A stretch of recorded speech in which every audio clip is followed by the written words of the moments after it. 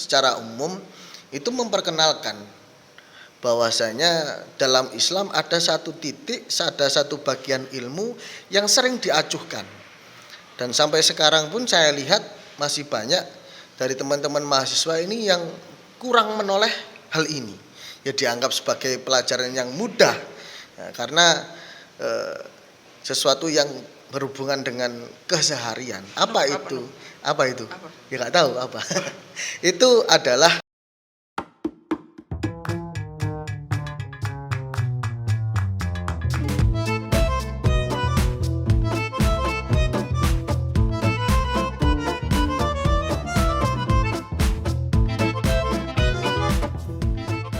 Assalamualaikum warahmatullahi wabarakatuh. Kembali lagi di Gaspot, podcastnya santri enggak ya. Ya kali ini kita akan membahas matan. Ya. Saya yakin yang tahu matan mungkin cuma dikit. Mungkin. Banyak aslinya. kalau survei. Ya matan. Nah matan itu apa? Nah, saya juga nggak tahu. Kita tanya langsung ya. Sekarang kita dengan Gus Kafa Ainul Aziz sebagai ketua Matan Kota Malang ya Mas. Sudah demisioner. Sudah demisioner. Alhamdulillah. Tahun pinten nih demisionernya? 2019. 2019 Akhir. demisioner. Ya. Mulainya berarti? Mulai di tahun 2017 awal. Berarti pun lama ya? Enggak tahu saya, enggak ngitung. Waktu itu serasa hanya begitu mengalir cepat saja. Kesibukan wiritan. Iya, gak kroso. Nah, belum tahu kan matan itu apa lah. Sekarang kita tanya. Nah, kenapa sih matan, Mas? Ya, apa matan itu ya? Matan sendiri itu kan singkatan dari mahasiswa Ahlul Thariqah Al-Mu'tabarah An-Nadiyah. Yang mana matan itu adalah apa bahasa nih? Kalau secara organisasi itu mungkin bisa dikatakan sayap dari Jatman, Jamiah Ahlul Thariqah Al-Mu'tabarah An-Nadiyah, yang mana itu adalah Banomi NU sing kumpulane wong thariqah. Wong mumbul. Iki ya perlu diklarifikasi. Gak kabeh wong thariqah iso mumbul. Jadi itu kan suatu jamiah kumpulan dari beberapa thariqah banyak lah, yang akhirnya di situ mana saja thariqah yang mu'tabaroh itu dikumpulkan di organisasi matan sebagai bentuk bisa dikatakan kalau Jatman sendiri itu sebagai verifikasi bila mana ada kelompok atau seseorang yang mengatasnamakan thariqah, tapi ternyata di balik kata-kata itu mereka punya ajaran yang bertentangan dengan syariat. Lah itu adalah beberapa kasus, termasuk ya banyak sih. Berarti kalau belum tahu ya, Mu'tabaroh itu yang diakui, yang diverifikasi ya, begitu Mas ya. Mu'tabaroh itu yang diverifikasi. Jadi tugasnya Jatman tadi itu kasarnya memverifikasi thariqah ngoten ya. Jadi nanti yang Mu'tabaroh salah satu tugasnya itu. Oh, okay. Karena banyak juga orang-orang itu yang datang atau punya banyak jamaah. Jamaah kan itu ladang apa? Ladang fulus. Ya, ono lah fulus sih cari ngomong itu. Tapi di thariqah sendiri jamaah itu sebagai orang yang ya ikut pada kiai dan sebagainya itu kan ada yang ngomong itu cari uang atau juga bisa dikatakan ladang dakwah. Wong jangankan fulus, kadang dakwah saja rebutan. Rebutan pasar itu. Oh, nggih. Kalau matannya itu apa? Matan. Nah, matan sendiri itu sayapnya Jatman, di mana ini kan namanya awalnya saja sudah mahasiswa.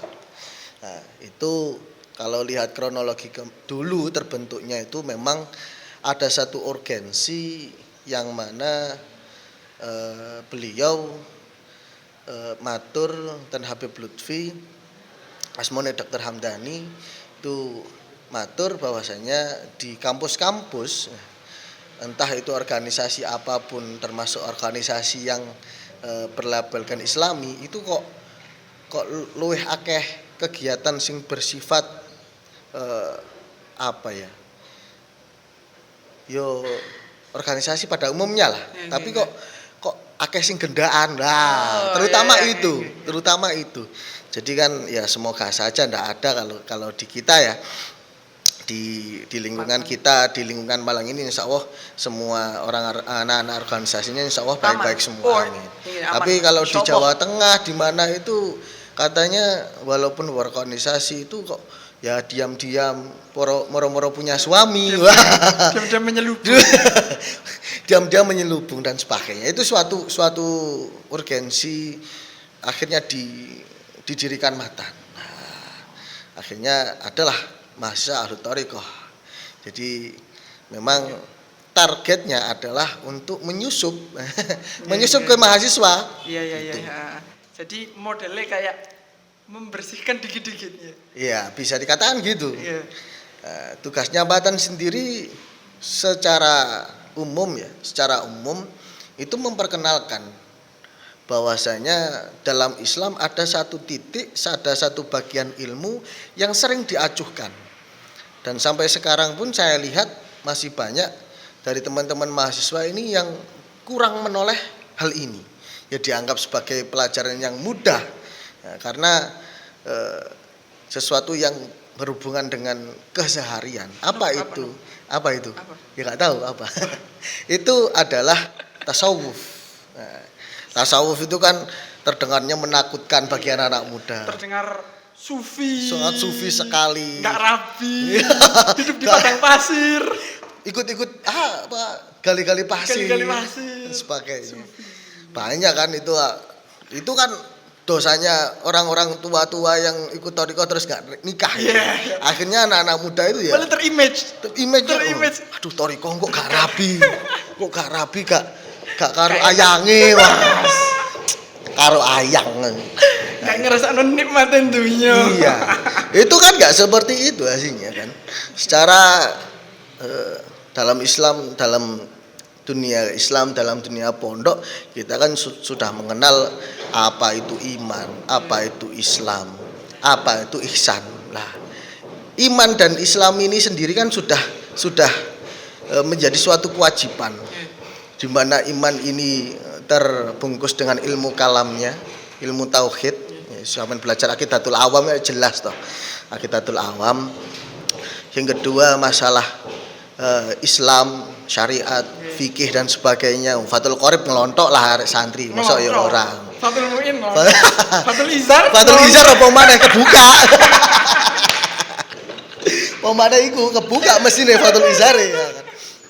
Itu. Lah ini masalah tasawuf, ihsan. Menjadi ihsan.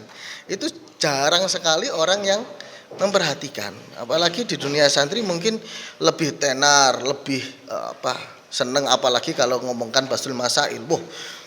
Gelarnya seperti apa? Jos-josan. Tapi perlu diketahui juga di dalam dunia tasawuf itu juga ada Basul Masailnya. Ada Basul Masailnya. Bagaimana bersikap, benarkah seperti itu, dalilnya seperti apa, itu ada. Cuman memang nggak pernah ditoleh. Dan di sebelah mata. Di sebelah mata kan. Dan itu mungkin kalau saya boleh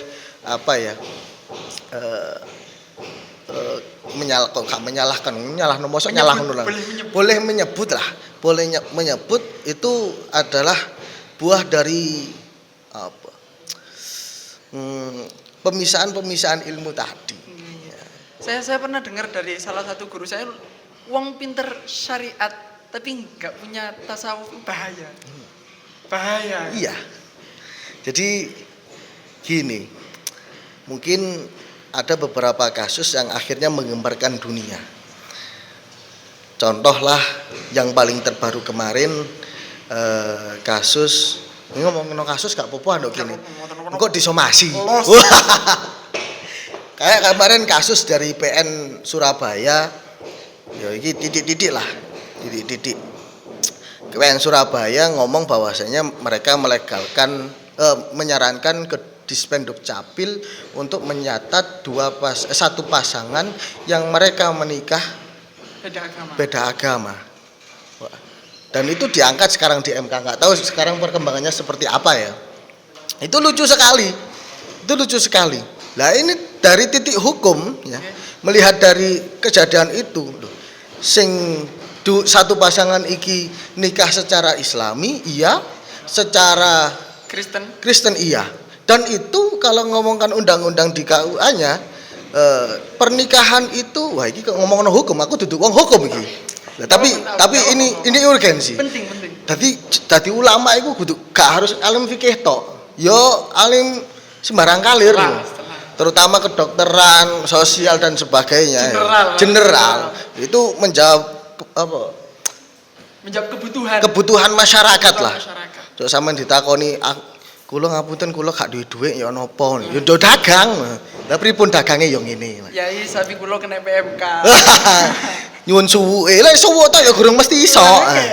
Ya itu terjadi di beberapa daerah itu ono kiai sing dijaluki koyo ngono, akhirnya diracikno jamu. Lah kok berhasil sih PMK nih? Apa hilang? Teng Purwosari on. Lah ada itu. Tapi kan orang pusat kedokteran hewan pusat gak tahu itu. Kan masalah suwuke. Masalah suwuke iku sing ngarai. Kembali wau PM. Apa iku? PN. Oh PN. Lah ngomong kan itu kan mereka itu adalah orang-orang yang dianggap hakim yang arif dan bijaksana. Tapi kok menentukan seperti itu?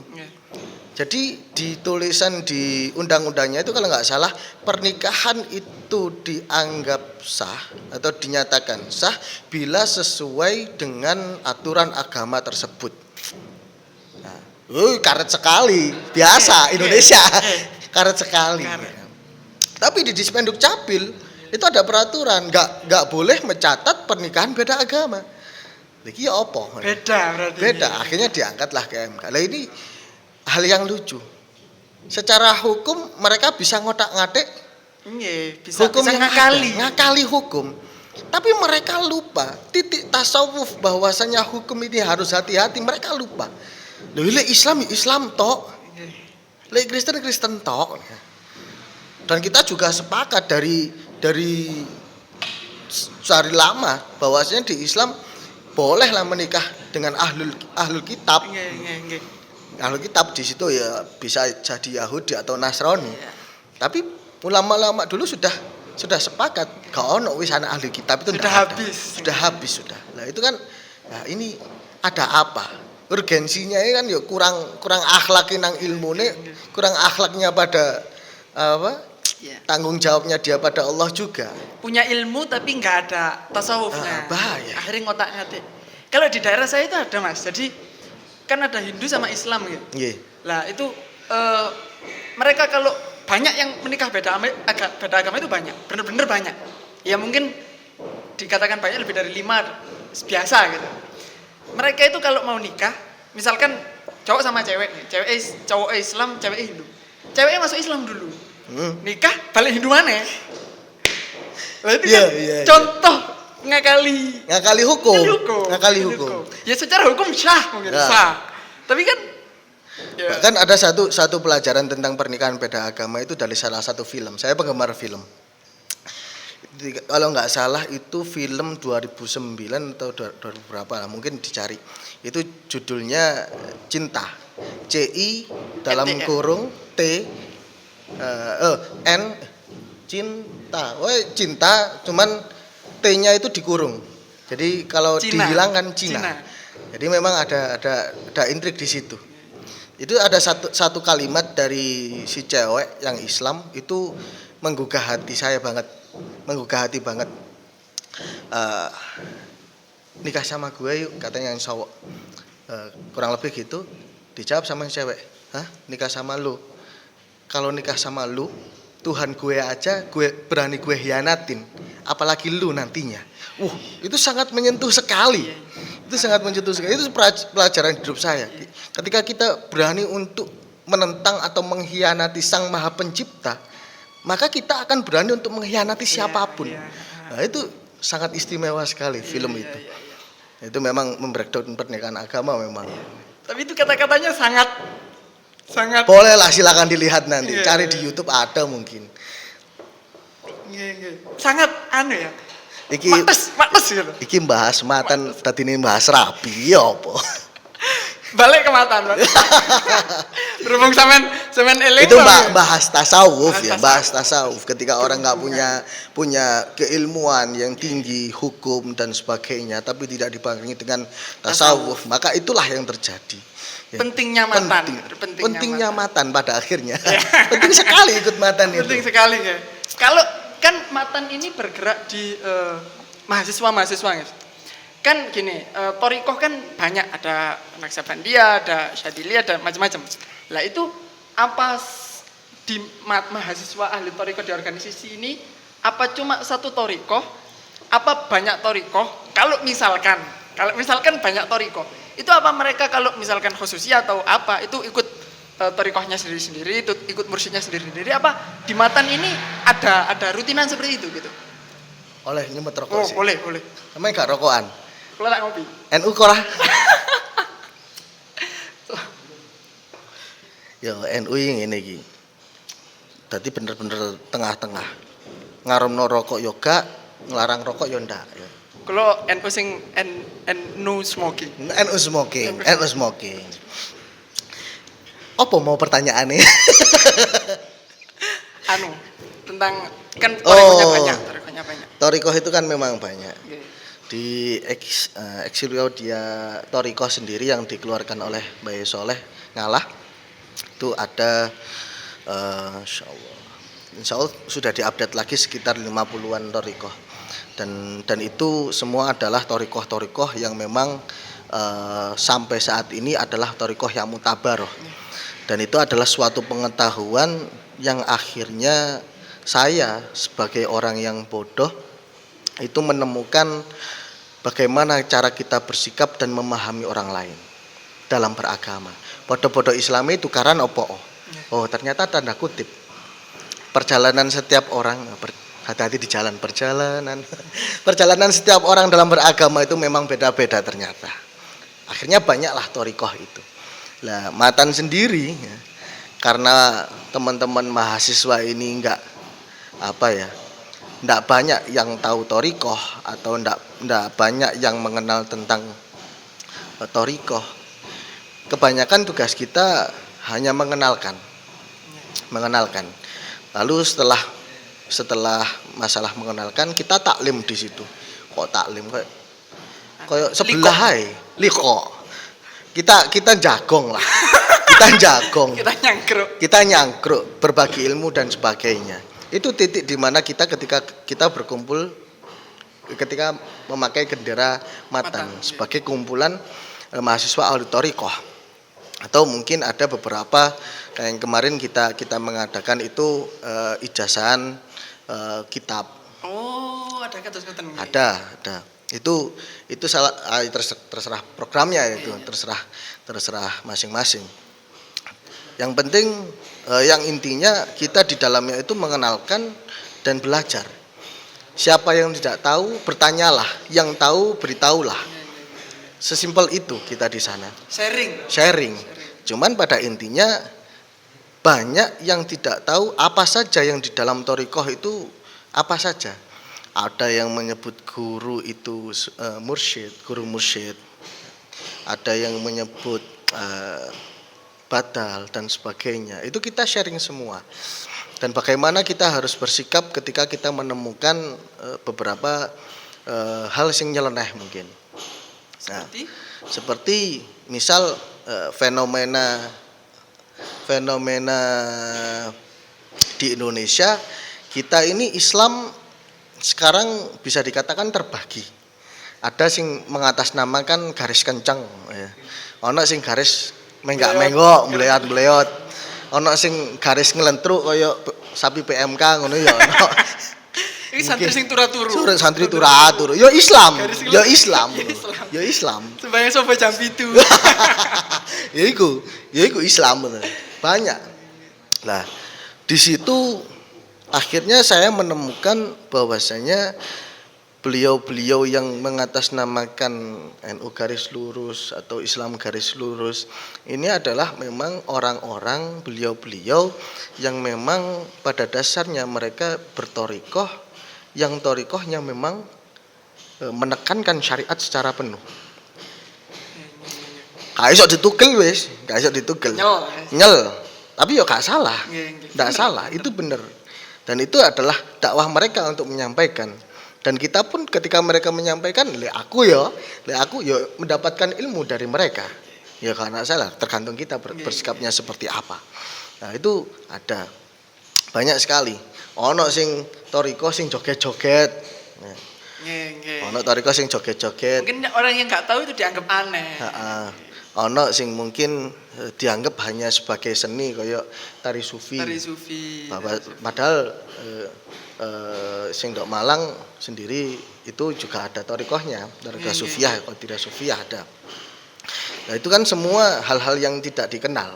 Ya kita mengenalkan itu. Akhirnya kita saling mengerti. Oh, oleh orang Qadir Naksabandi itu punya ciri khas seperti ini.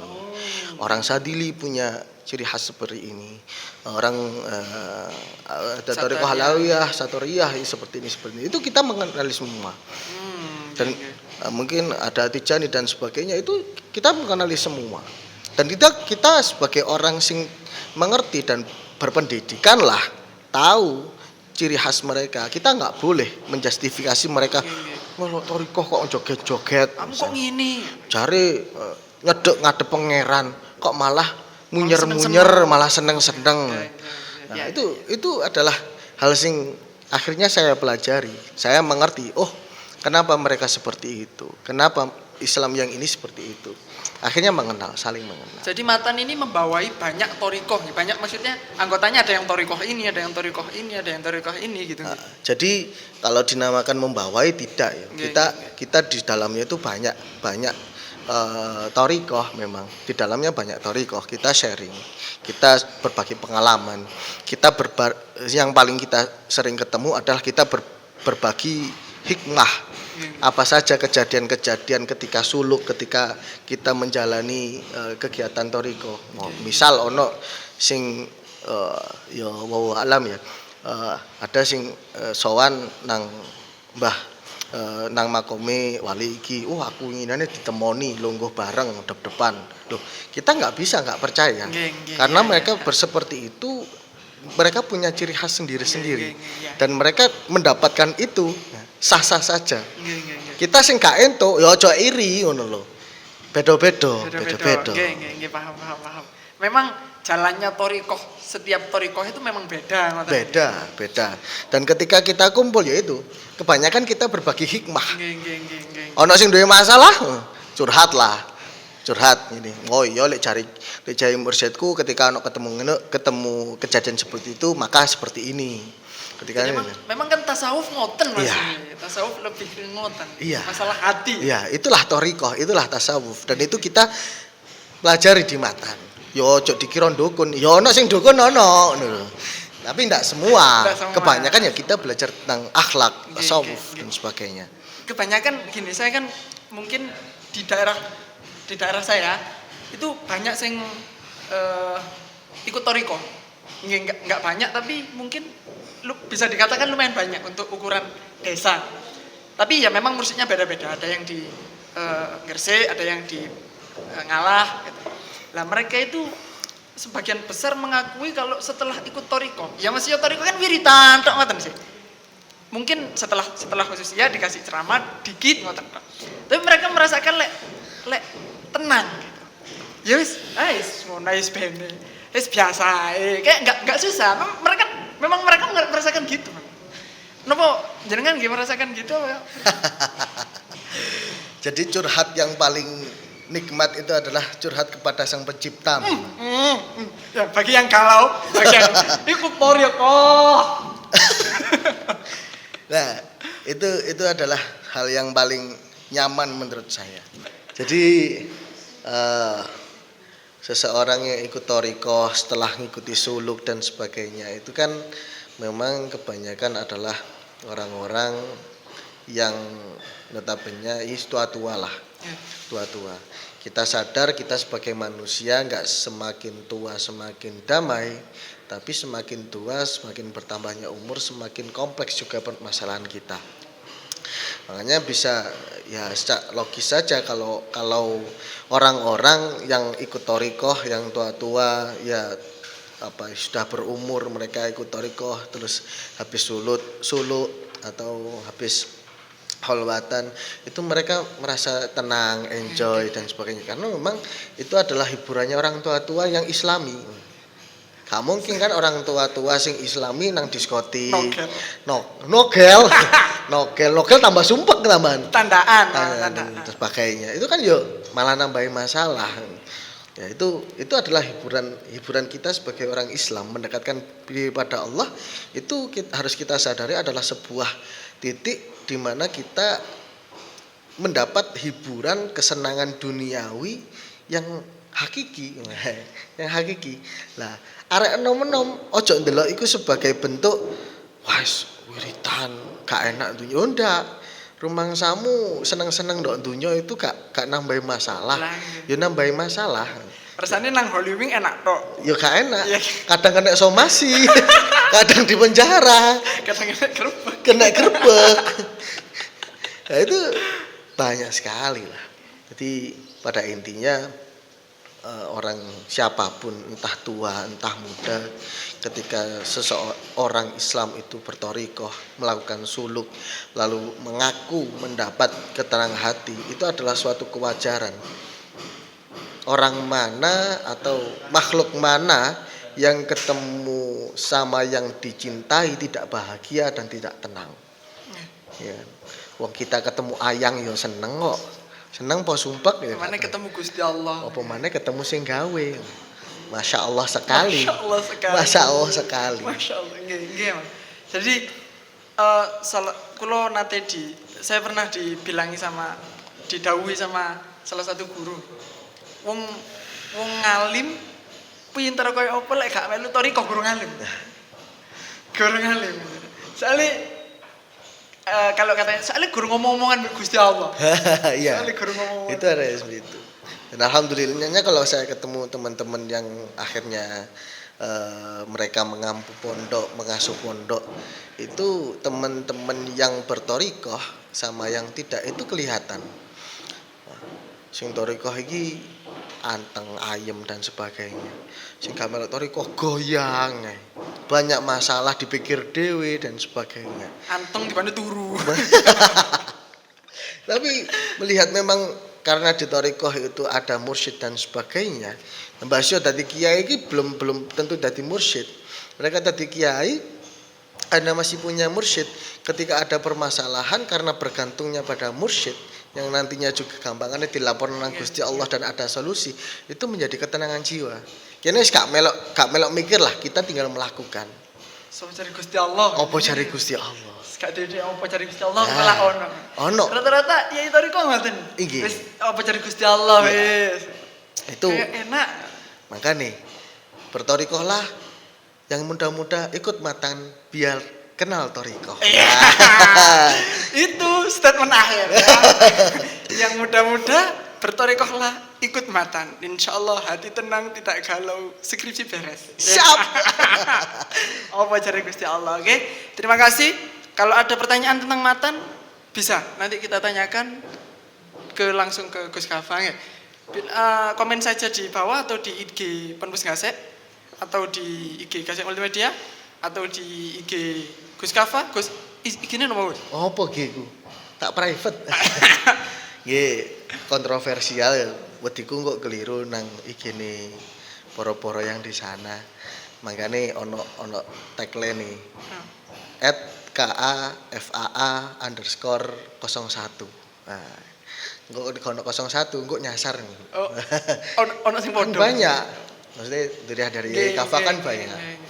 Gitu ya, langsung di-follow. Tapi jangan di-speak. Loh, gak apa-apa di-speak. Gak apa-apa di-speak. Gak akan saya perhatikan. Sekian. Assalamualaikum warahmatullahi wabarakatuh. Waalaikumsalam.